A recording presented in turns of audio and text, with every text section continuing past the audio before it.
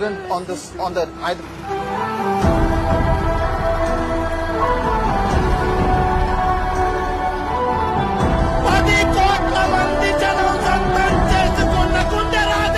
గీతతో కోట్ల మందికి దారి చూపించిన అతనికన్నా గురువెవరు? కానీ అదే పాల ప్యాకెట్ అనాథ శరణాలయంలో ఉండే పిల్లలకి పెడితే నేను ఇంకా ఆనందపడతాను. రక్షణ కోసం సముద్రం మధ్యలో ద్వారకా నగరాన్ని కట్టిన అతనికన్నా గొప్ప ఆర్కిటెక్ట్ ఎవరు?